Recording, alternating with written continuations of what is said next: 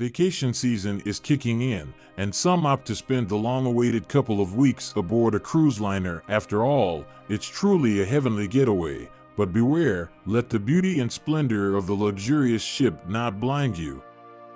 Amy Lynn Bradley, 23 years old, was born in Petersburg, Virginia, to Ron and Ivy Bradley. Amy wasn't the only child. She had a younger brother, Brad. When the kids were still young, Amy, along with her family of 4, moved to a cozy suburban home in Chesterfield, also in the state of Virginia. The girl loved sports, and her greatest passion was basketball. She excelled at it, and good athletes are valued in American universities, so many state educational institutions considered it their duty to recruit her. In the middle of her last year of high school, Amy received several offers from various universities in Virginia and even neighboring states. But the future student chose a university close to home. After completing her studies, she decided to pursue a master's degree in sports psychology.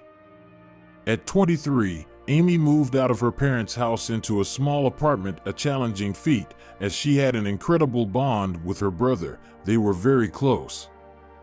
Amy constantly missed her past life within the walls of her childhood home.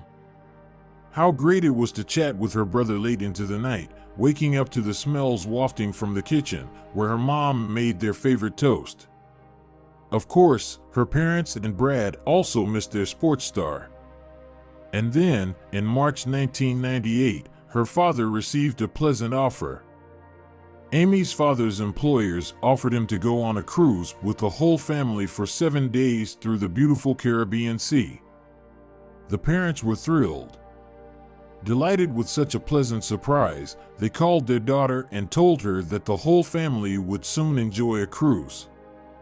The parents were surprised when Amy said she didn't want to go. She was scared of ships. They were just big boats in the vast, open sea, and sailing on them was frightening. It's important to note that despite Amy's rich sports childhood, where she excelled not only in basketball but also in swimming, she had never experienced a fear of water. This behavior was strange, but the desire to spend time with her family, especially her brother, overcame the anxiety and seemingly unfounded fear, and the girl agreed. On March 21, 1998, the family boarded a liner called Rhapsody of the Seas, with a length of 279 meters and a width of 32 meters. The liner was built in 1997. Everything was new and shiny. On 10 spacious decks, 1958 passengers and 765 crew members could be accommodated simultaneously. It was a real 5-star floating hotel. Each cabin had a bathroom, TV, telephone, air conditioning, comfortable furniture, and a balcony with sun loungers for the tourists. The ship had pools, restaurants, bars, coffee shops, a nightclub, a theater, an atrium, a casino, an observatory, shops, photo galleries, spa salons, a spacious library with a large collection of literature, and so on. From March 21st to March 23rd, the family enjoyed a splendid vacation. On March 23rd, the ship made a stop in the heart of the Caribbean basin, in the city of Oranjestad on the island of Aruba. Here, passengers could leave the ship for a while and explore the vibrant city. The family took advantage of this opportunity, spending the whole day wandering around the city. Closer to the evening, the Bradleys returned to the liner in full and went to the restaurant for dinner. Delicious dishes, exotic cocktails, live music, and a mesmerizing view of the sea sunset finally allowed Amy to relax. She and her brother decided to go to the nightclub on the upper deck. It was 1 a.m, and the ship was heading towards the island of Curacao. The parents were in their cabin. Their kids were having fun at the party. According to Brad's testimony, they returned around 4 a.m. to their cabin, but the young people had no intention of going to sleep. At 4:15, sitting on the balcony, they chatted for a while, and then Brad said he wanted to sleep and left his sister alone. She told me then that she would stay on the balcony and breathe in the fresh air. In response, I said I loved her and went into the cabin. The girl indeed stayed on the balcony for some time. Around 5:30, Ron Bradley woke up and saw his daughter on the balcony. He decided not to disturb her and went back to sleep. At 6 a.m., he woke up again, but Emmy was not on the balcony or in the cabin anymore. Ron immediately got up and went to look for his daughter because such behavior was unlike her. She wouldn't leave the cabin without informing her parents. But maybe she didn't want to wake them?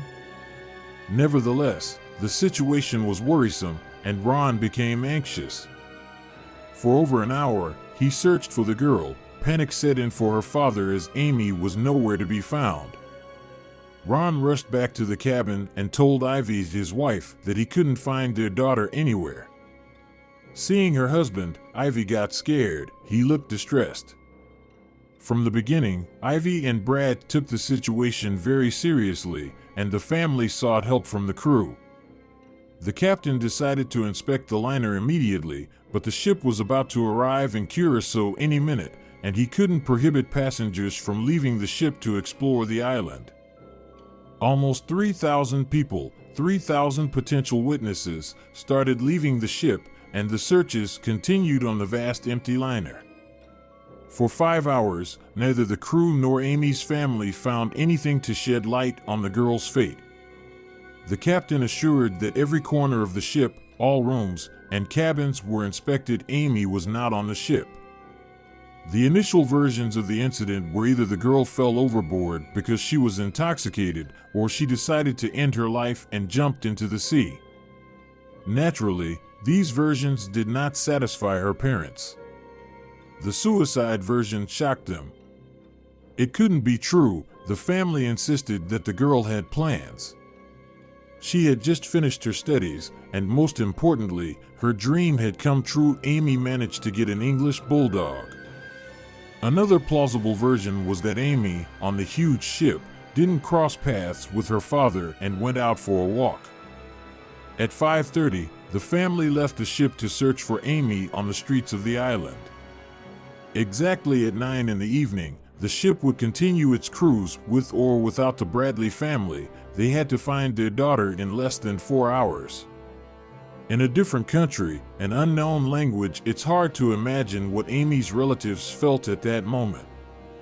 The first thing they did was go to the American embassy, but it was closed that day. Then they contacted the FBI.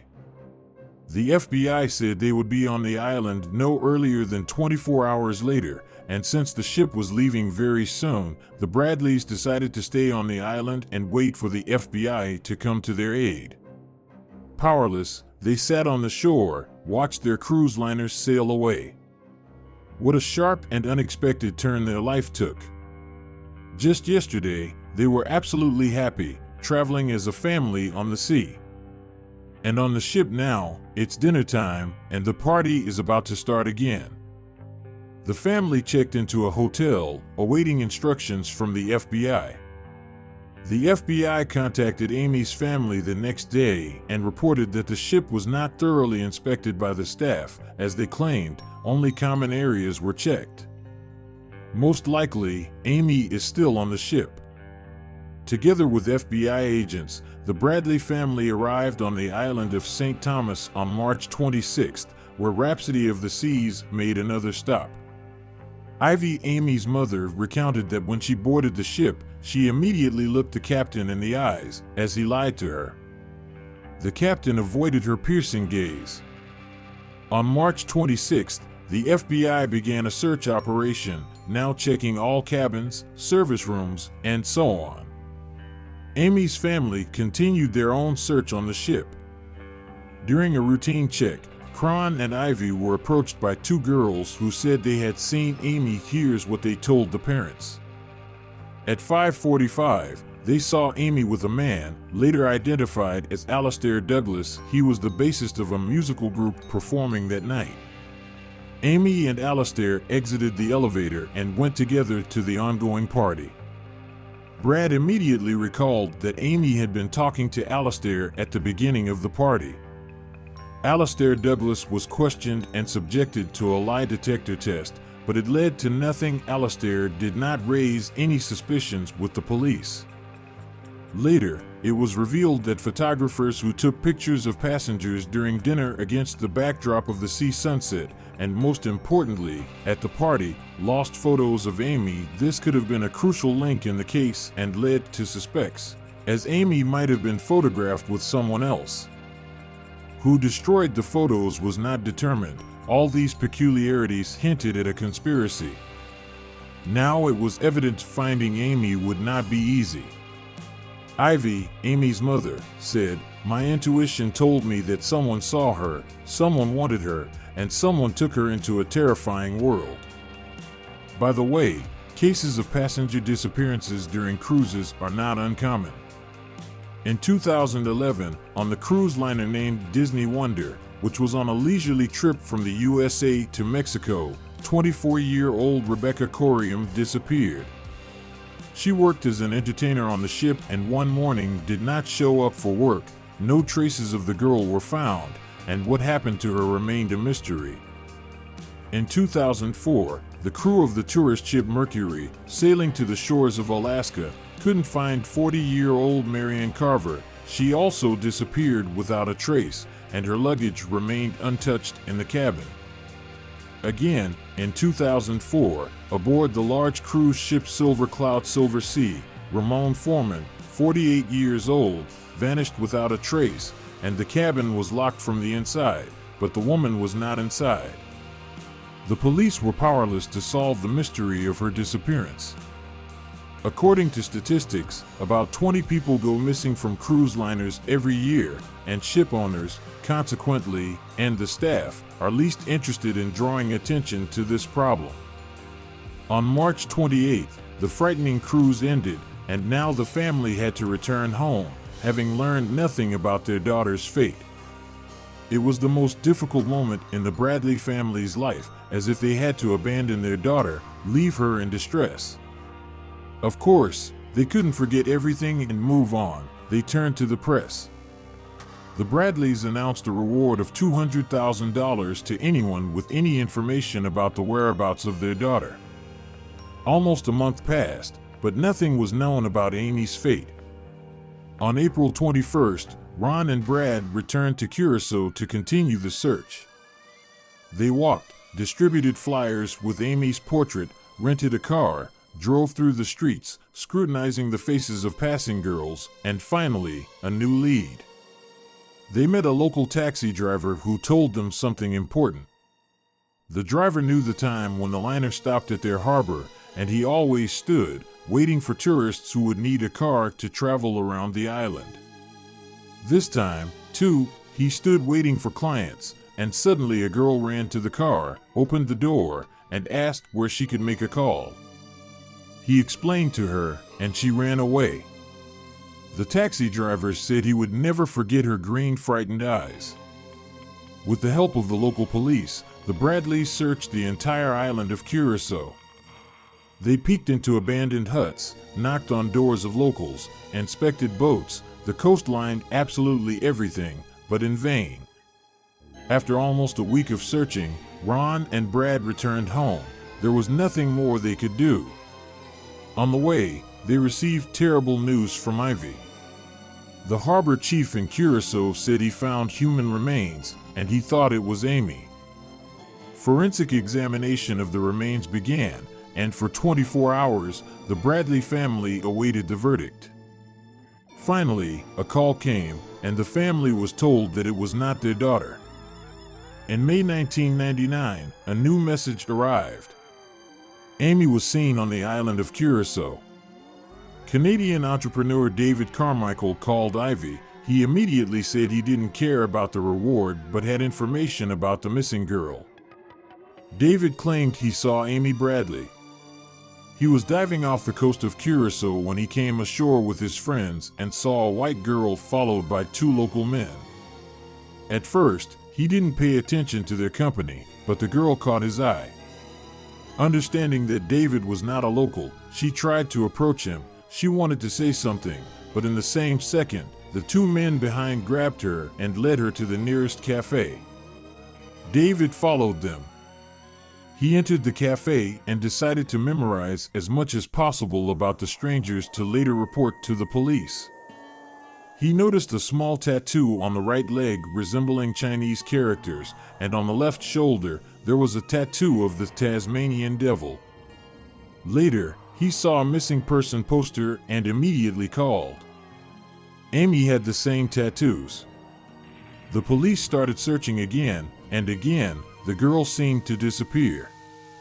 It became clear that Amy was being held against her will, but where and by whom, and how they managed to skillfully evade the police. In August 1999, a new message about the missing girl came from Curacao.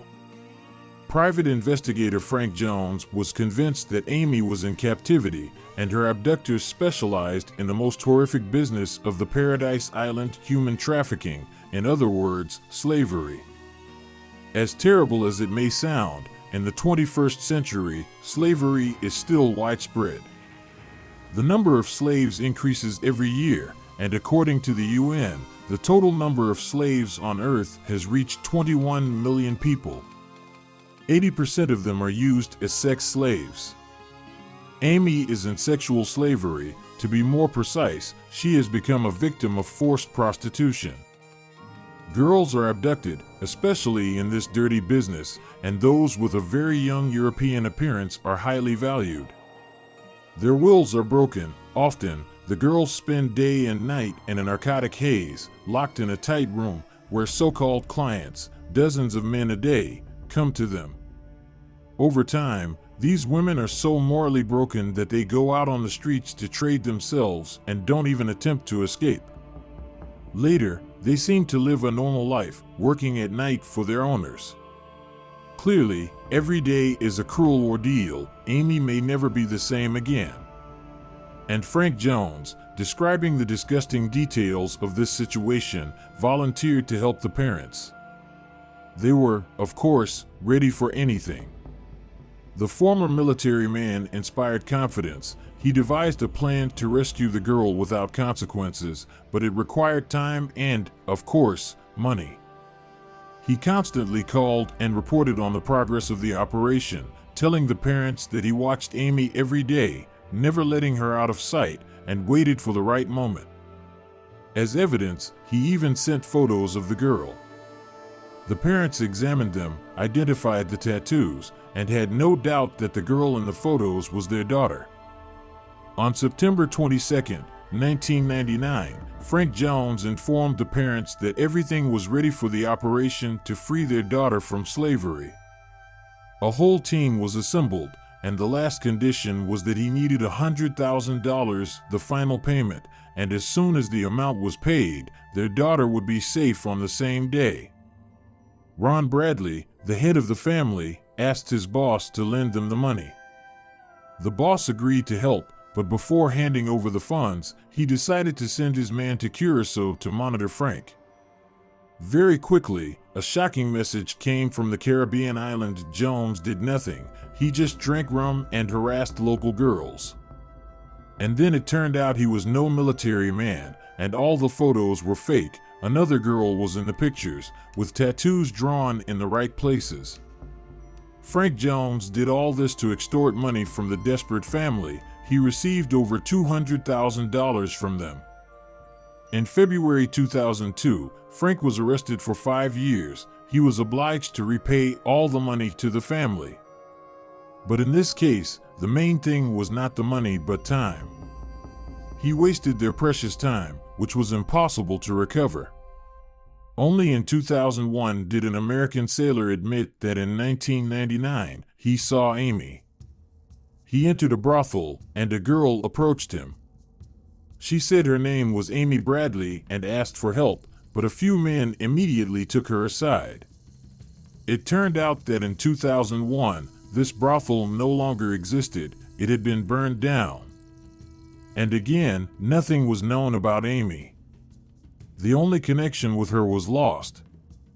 Only in September 2005, after a whole 4 years, a new turn occurred in this case. The Bradley family received photos from an anonymous sender.